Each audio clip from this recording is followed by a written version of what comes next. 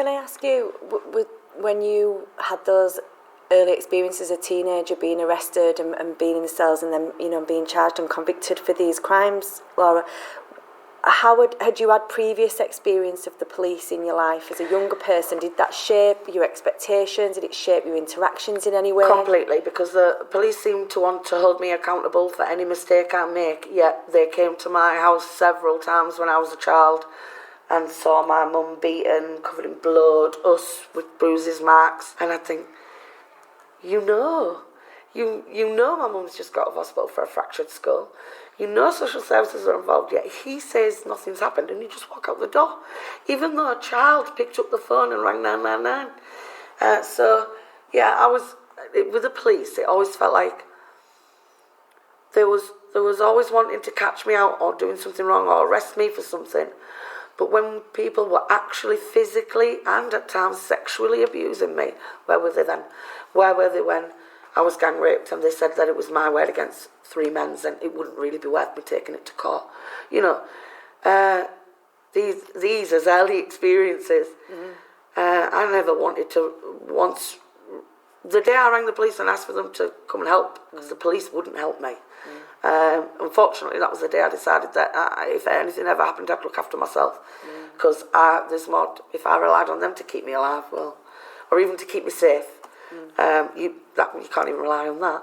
Aisha, you talked, a number of times already about different ways you've been criminalised as a girl.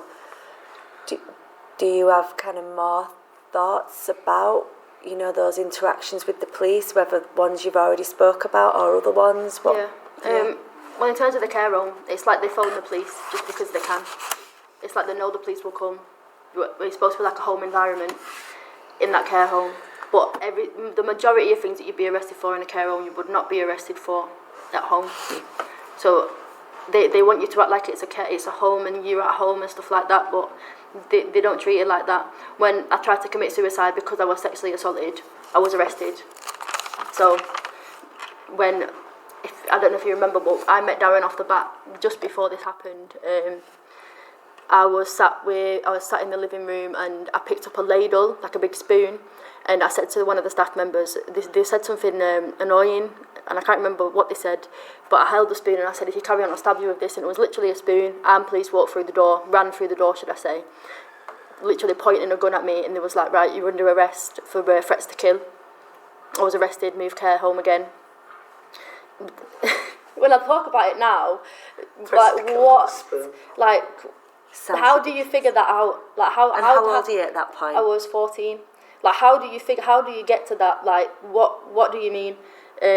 And there was another time I was in a children's home and me and this girl was having a fight. She picked up a knife. I picked up a potato peeler.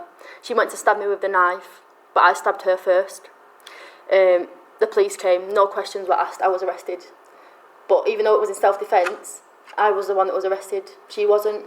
Do you know what I mean? She was the one that hit me first, but because I went at her first with a weapon, even though she picked a knife up first, I was the one that was arrested. And because I was new to that care home and she'd been there for 3 to 4 years, it was almost like they were like, no, we want this one to go, we want this one to stay. All these things. I threw a quaver at a staff member, they phoned the police and I was arrested for assault. Crisp. Every single thing that I've done in care, my solicitor said just go guilty because they're adults and you're a kid. That was the legal advice to you as a child. They are adults and you're a child. You might as well just go guilty because they all work together in the children's homes. They're all going to go against you. There's no point in you doing it. You've got previous offences. Just don't bother. So I never did. When the point, but just before I went to prison, the thing I got put on a suspended sentence for was police assault. What happened was they turned up to the care home I was living in. I was held down by my throat to the floor. They put a spit guard over my face. So as I got up, I spat through it. Bam, I was arrested for an assault there. They were dragging me down the stairs. I'm struggling. One of them said, you've hurt my arm. You're getting done for another assault. As I got into the back of the van, they've trapped my finger in the door. So I pushed the door out. It hit the officer on the arm. She said, right, another assault. By the time I woke up in the police cell in the morning, I'd been done for 5 police assaults.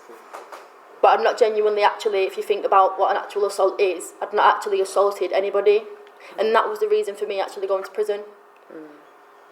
You can't make sense of that. I was a 17-year-old girl that you'd put into a place where me and the staff member, the police were called because she was getting in my face asking for a fight. She said, there's no one here, let's fight. And I'm thinking, obviously I'm going to fight. Like, obviously I'm going to, aren't I? But, and I was arrested for it, but she had no repercussions for it. And every single time I'd ever been arrested in a children's home, nobody else, even if it was caused by them, had repercussions. And I don't want to sit here and be like, yeah, obviously I'm not to blame or whatever, because I did play some part in it. But surely, as the child that is in need, because that's what I was on, a child in need order, I should have been dealt with in a different way that wasn't criminalising. I shouldn't have been criminalised.